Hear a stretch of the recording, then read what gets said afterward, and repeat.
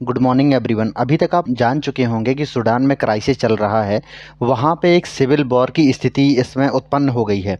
क्या हुआ है कि वहाँ पे अभी तक की अगर मैं बात करूँ तो वहाँ पे जो स्थिति बनी हुई है उसमें लगभग 400 से ज़्यादा वहाँ के सिविलियन मारे गए हैं और लगभग 4000 से ज़्यादा वहाँ पे लोग घायल हो चुके हैं। जिसमें क्या हो रहा है कि दुनिया भर की जितनी एम्बेसी वहाँ पे थी, वहाँ वो सब देश अपनी जो एम्बेसी हैं उनके लोगों को और वहाँ के जो नागरिक वहाँ पे रहते हैं उन सभी को बाहर निकालने की कोशिश कर रहे हैं। अगर मैं इंडिया की बात करूं तो इंडिया ने इसके लिए ऑपरेशन कावेरी चलाया है, जिसके अंतर्गत हम अपने भारत के जो नागरिक हैं जो वहाँ पे काम करने गए हैं या बाकी किसी काम से गए होंगे, उनको निकालने की कोशिश की जा रही है। तो इस आर्टिकल में इन सारी चीज़ों की बारे में चर्चा करूंगा और इसमें आपको सारा जो इसमें क्राइसिस उत्पन्न हुआ है उसके बारे में क्रिस्टल एंड क्लियर मैं आपको बता दूंगा।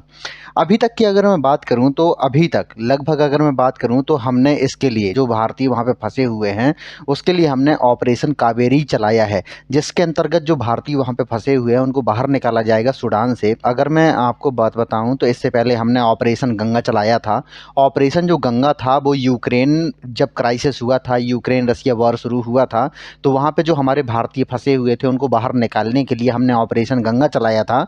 अगर मैं 2021 की बात करूं, अगस्त 2021 में हमने ऑपरेशन देवी शक्ति चलाया था, जिसके अंतर्गत हम जो अफगानिस्तान में भारतीय फंसे हुए थे उनको बाहर निकालने के लिए हमने ऑपरेशन देवी शक्ति चलाया था, जिसमें बहुत सारे इंडियंस को अफगानिस्तान से बाहर निकाला था। क्योंकि हमारी जो प्राथमिकता ये होती है कि कैसे भी जहाँ भी इंडियंस फंसे हुए हैं उनको कैसे भी करके बाहर वहाँ से निकाला जाए और उनको जो वहाँ पे स्थिति बनी हुई है उससे बाहर निकाला जाए, क्योंकि उनके जीवन में किसी प्रकार का संकट ना आए। इसके लिए हमारे देश के विदेश मंत्री एस जयशंकर और हमारे मंत्री जो हैं बी मुरलीधरन, ये भी सूडान में पहुंचे हैं और इंडियंस को बाहर निकाला है।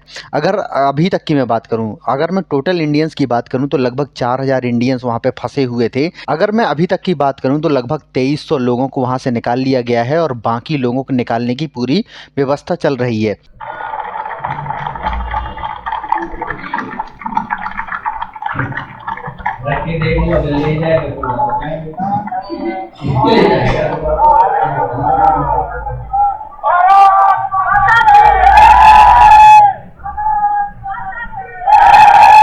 ये है। अब मैं आपको क्राइसिस बताता हूँ। देखिए, क्राइसिस हुआ है दो लोगों के बीच में। क्या हुआ है कि एक तो है, अगर मैं बात करूं, सूडान की सेना और एक है सूडान की पैरा मिलिट्री फोर्स। जैसे हमारे यहाँ पे बीएसएफ होती है, जैसे हमारे यहाँ पे अगर मैं बात करूं सीआरपीएफ होती है, उसी टाइप से यहाँ पे अगर मैं बात करूं तो पैरा मिलिट्री फोर्स होती है। इस तरीके से हम जान सकते हैं। अगर मैं इनकी बात करूं, अगर सेना के प्रमुख जो थे अब्दुल फतेह अल बुरहान थे, और अगर मैं बात करूं पैरा मिलिट्री फोर्स है उसके जो अगर मैं चीफ की बात करूं तो मोहम्मद हमदान डागलो, ये जो उसके चीफ थे। तो हुआ ये था कि इन दोनों ने मिलकर एक सरकार बनाई थी और इनका मानना ये था कि कैसे भी करके जब दोनों सेनाओं को मर्ज कर देंगे, क्योंकि अगर मैं वहाँ की पैरामिलिट्री की बात करूँ तो 10,000 वहाँ के उनमें सैनिक मौजूद हैं। तो इनका ये कहना था कि जैसे ही इन दोनों को मर्ज कर दिया जाएगा तो फिर इसके बाद ये होगा कि एक सिविलियन जो गवर्नमेंट है उसकी स्थापना की जाएगी। लेकिन ऐसा नहीं हो पाया, क्योंकि इसमें खींचातानी इस बात की थी कि इसका जब सिविलियन गवर्नमेंट जब बनेगी तो उसका जो प्रमुख है वो कौन होगा। इस बात को लेकर इनमें विवाद हो गया। इसके बाद हमने ये देखा कि दोनों में एक स्थिति ऐसी उत्पन्न हो गई, खींचतान उत्पन्न हो गई, जिससे दोनों एक दूसरे के सामने खड़े हो गए। और इसमें क्या होता है कि पैरामिलिट्री फोर्स और सेना एक दूसरे के आमने सामने खड़े हो गए और सरकार के खिलाफ हो गए ये दोनों। मतलब ये इनका कहना ये है कि जो देश में राज करेगा वो हम दोनों में से एक ही करेगा। इस वजह से ये जो सारा संघर्ष उत्पन्न हुआ है। अगर मैं इसकी बात करूं तो ये जो पूरा खींचतान उत्पन्न हुई है 15 अप्रैल से इसकी शुरुआत हो गई थी। तो मैं आगे आपको ये बताऊंगा। देखिए, क्या होता है कि अगर मैं सूडान की बात करूं, सूडान जो था, अगर मैं बात करूं सूडान से, जो साउथ सूडान था वो 2011 में अलग हो गया था। अगर मैं इसकी बात करूं तो हमने ये देखा है कि यूएन का 193 193वां देश साउथ सूडान है, तो जो 2011 में इससे अलग हो गया था। इसके बाद जो सूडान है ये रह गया था। अगर मैं सूडान की बात करूं, सूडान की जो बाउंड्री है 7 देशों से लगती है। इसमें देखा, अगर मैं बात करूं, देखिए, पहला तो है इजिप्ट, इसके बाद आपका इथियोपिया आ जाएगा, इसके बाद इरिट्रिया आ जाएगा, साउथ सूडान है। अगर मैं इसके बात करूं तो मध्य अफ्रीकी गणराज्य इसमें आ जाएगा, चाड आ जाएगा और लीबिया। क्या होता है कि अगर कोई भी उलट पलट, अगर यहाँ पे सूडान में कोई भी इंसर्जेंसी अगर होती है तो इन देशों में भी बुरा इम्पैक्ट पड़ता है। क्योंकि अगर मैं चाड की बात करूँ तो चाड में पहले से ही जो क्या है तख्ता पलट की स्थिति बनी हुई है। क्या होता है कि जैसे ही यहाँ पे संघर्ष शुरू हुआ है तो चाड में जो यहाँ के बहुत सारे लोग, अगर मैं बात करूँ तो क्या होता है कि जब कहीं भी इंसर्जेंसी होती है तो वहाँ पे जो रिफ्यूज़ी होते हैं, रिफ्यूज़ी क्राइसिस आसपास के पड़ोसी देशों में हो जाता है। अगर मैं सूडान की बात करूँ तो सूडान की जो लोकेशन है बहुत ज़्यादा इम्पोर्टेंट है, क्योंकि सूडान की जो बाउंड्री है जो रेड सी है, रेड सी से लगती है। जिससे क्या होता है कि सूडान के पास तेल के भंडार हैं, साथ में इसके पास यूरेनियम और सोने के बहुत बड़े भंडार हैं। अगर मैं सूडान की बात करूं तो सूडान ने 2022 में इतना सोना बेचा था कि इसके पास लगभग 2.5 बिलियन डॉलर आ गए थे। और ये आंकड़े निकल के आ रहे हैं, लगभग इसने 41.8 जो टन है सोना बेचा था। जिससे क्या होता है कि इसकी जो इकोनॉमी है इन सब चीज़ों से चलती है।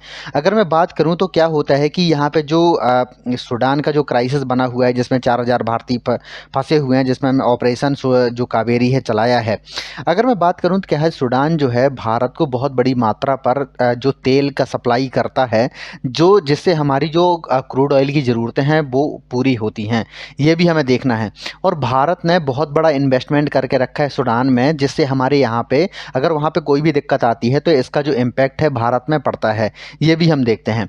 और इसमें हम देखिए इस समय जो दुनिया गुजर रही है क्राइसिस से, उसमें हम जानते हैं कि एक तरफ तो हमने ये देखा है कि एक तरफ यूक्रेन रूस फंसा हुआ है एक दूसरे के साथ में। इसके बाद हमने ये भी देखा है कि जो ताइवान है, ताइवान का इशू चल रहा है, क्योंकि चाइना उसके आसपास एकदम मिलिट्री बेस बना के रखा हुआ है। और हम ये भी जानते हैं कि जैसा ये अगर सूडान में भी हो रहा है तो ये क्या होता है कि पूरे देश के लिए, पूरी दुनिया के लिए एक चिंताजनक बात होती है। क्योंकि कहीं भी अगर ऐसी स्थिति उत्पन्न होती है तो वहाँ पे क्या होता है कि बहुत सारे जो निर्दोष लोग हैं वो मारे जाते हैं, और जिनका कोई कसूर भी नहीं होता। ये भी हम देखते हैं। और इसमें क्या होता है कि जब भी किसी देश में इस टाइप की हरकतें होती हैं तो बहुत सारे देश इसमें इन्वॉल्व हो जाते हैं, क्योंकि बहुत सारे देशों की जो इंटरेस्ट इससे जुड़े हुए होते हैं। अगर मैं बात करूं क्या होता है कि सूडान की बात करूं, सूडान में बहुत बड़ा जो मिलिट्री बेस है रूस बनाना चाहता है। रूस का मानना ये है कि यहाँ पे हमारी जो प्रेजेंस है होनी चाहिए। और पिछली साल हमने देखा था कि जो शार्गिल एब्रो थे वो यहाँ पे आए थे, और इसमें लगभग जो सेना के साथ इनकी डील हो चुकी थी। उनका एक दूसरा बड़ा कारण ये है क्योंकि यूएस के अगर मैं बेस की बात करूं तो दुनिया भर में यूएस के मिलिट्री बेस मिलेंगे, लेकिन ये आप क्षेत्र देखेंगे तो इसमें मिलिट्री बेस यूएस का नहीं है सूडान में। तो इनका कहना यह है कि अगर हमारी प्रेजेंस अगर सूडान में रहती है तो हमारे लिए रणनीतिक तौर पर बहुत ज़्यादा इनको फ़ायदा होता है, क्योंकि रेड सी में अगर इनकी एंट्री होती है, क्योंकि अगर मैं स्वेज कैनाल की बात करूं और रेड सी की बात करूं तो ये दुनिया में सबसे व्यस्त मार्गों में से एक है, क्योंकि ट्रेड यहाँ पे बहुत ज़्यादा होता है। इसमें क्या होता है कि यूएई भी इन्वॉल्व है। यूएई का ये है कि यूएई ने यहाँ पे सोने के लिए, और यहाँ पे जो मैं पोर्ट की बात करूँ तो पोर्ट में इन्वेस्टमेंट किया है लगभग 6 बिलियन डॉलर। अगर मैं यूएई की बात करूँ, यूएई ने बहुत बड़ा इन्वेस्टमेंट, अगर मैं हॉर्न ऑफ अफ्रीका की बात करूँ तो उसमें भी किया है। अगर मैं हॉर्न ऑफ अफ्रीका की बात करूँ तो इसमें 4 देश शामिल होते हैं, जिसमें सोमालिया है, इथियोपिया है, जिबूती है और इरिट्रिया। ये 4 देश हॉर्न ऑफ अफ्रीका में शामिल होते हैं। तो इन देशों में यूएई का इन्वेस्टमेंट बहुत ज़्यादा है, तो यूएई ने इस यहाँ भी इन्वेस्टमेंट कर दिया।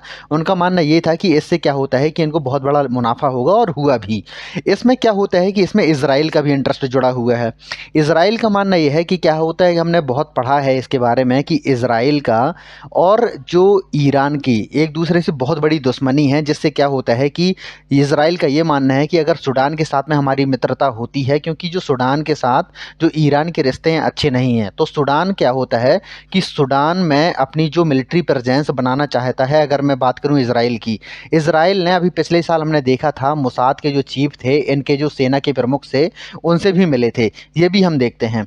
अगर मैं बात करूं तो अभी तक हमने लगभग बहुत सारे इंडियंस को बाहर निकाला है। अगर मैं ऑपरेशन कावेरी के अंतर्गत की अगर मैं बात करूं, हमने भारतीयों के साथ साथ में फ्रांस के और बाकी कई देशों के ऐसे लोग जो उनके एम्बेसी से जुड़े हुए लोग थे उनको भी बाहर निकाला है। अगर मैं इस समय यूएसए की बात करूं, अमेरिका की बात करूं, तो अभी तक लगभग वो 300 लोगों को ही निकाल पाए हैं।